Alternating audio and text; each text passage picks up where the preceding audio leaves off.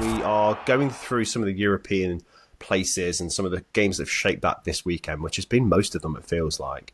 But none more so than the journey of Nottingham Forest that continues, Dave, with a 2-1 defeat at Fulham. We've had a few Forest fans, well, I say a few, there's one or two maybe that are getting really negative. And I go on Forest forums especially just to see a flavour of what fans are feeling. And there is still that criticism of Nuno Espírito Santo not quite having a very effective plan B. And I think when Fulham came out as quickly as they did in this game, dominated midfield and the attacking impetus, he didn't seem to have an answer. And I think there's a few reasons for that. First of all, with the back three this time, I think a lot of fans were talking about Morato being the weaker link in that defensive three. He definitely is, because he's got a pair of very talented centre-backs who have been brilliant all season alongside him. But talk of him being on the wrong side of that three kind of made a difference, and it took for Fulham to go two up really to get their second goal rather for Nuno to decide to change that and take Morato off. So maybe he's a bit slow to make changes sometimes. And then there's the midfield combinations. Obviously, they've been forced to make quite a few changes in midfield this season with injury, but now they've got options. I feel like he's struggling to find the right balance. And in this game, he had Danilo and Anderson both playing, which I think, again, a few Forest fans have been saying that doesn't quite work. It's either or, plus maybe Sangare or Yates alongside, rather than it being a little bit too deep and too defensive.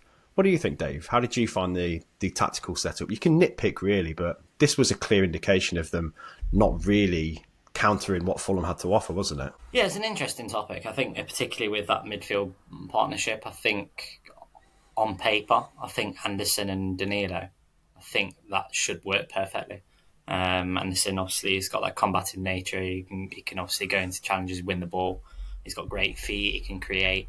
And Danilo, he's got really good defensive discipline. He holds his position really well. And again, he's really aggressive in the tackle. He's got great technique. So in theory, it should work perfectly. I think that is potentially probably their best partnership. Okay. Wasn't quite so fruitful in this game. I do think Anderson has potential to play a bit further forward. We saw it at Newcastle. We saw him in more advanced positions where he's able to just have a little bit more freedom and create.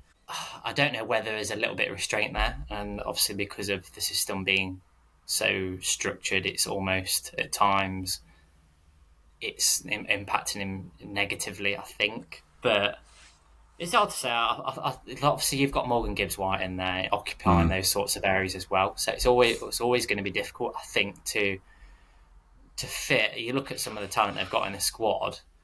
Yeah, they are going to have to chop and change and rotate things at times, because you can't start every single player. Unfortunately, and I think it's great that they've got those options there. It is, but the pressure's on to get it right, though, because I think if you do not quite get the balance as it should be, then you can drop points. And I think if you're trying to finish in European places, that's not very many occasions that you get afforded to you to do that. And I think I understand some Forest fans' frustration that, they could have beaten Fulham had they set up differently. I think with Elliot Anderson as well, he's kind of had to play that little bit deeper in the absence of Danilo especially. That's kind of been his role a little bit deeper this season. So maybe he's been more conditioned to sit further back. But when you've got like Gibbs-White and Elanga, and obviously, Ola Aina coming up alongside you, you've got a lot of attacking threat around you. So maybe he feels like he has to sit deeper too, which is where I feel like that stymies his defensive ability. I do feel like Danilo and Anderson is probably not as compatible. I'd much rather see sort of Yates or Dominguez in there instead. Do you know what I mean? For balance, alongside one of those. I do like Dominguez as well. I think he's a good player. I think he's got some similar attributes to Danilo. He's great in the challenge.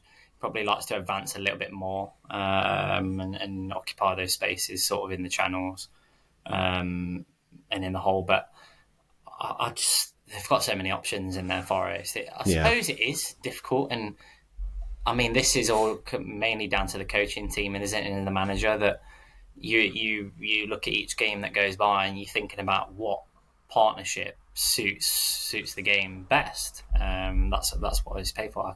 It's difficult, and I have a little bit of sympathy as well, because you look at how far Forest have come this season, right, and where they come from. it's all of a sudden the expectations have like risen massively. It's easy to do that as a fan as well. We've all been there and done it, haven't we? Yeah. We've been in a position where our team has really struggled. You look at Villa now, look at where they were 18 months ago.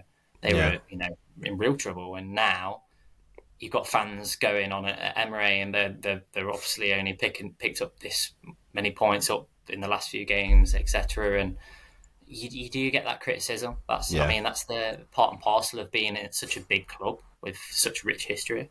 Yeah, well, perspective's needed, I think, for Forest fans because, their third place still, I'd say comfortably. It's less comfortable than it was, obviously, but they're 3 points ahead of the current reigning champions, Manchester City, which is crazy, isn't it? Chelsea in sixth, they're 4 points ahead of them, and they're only 6 points off second place Arsenal. 6 points off second place. That's the perspective I think Forest need to have.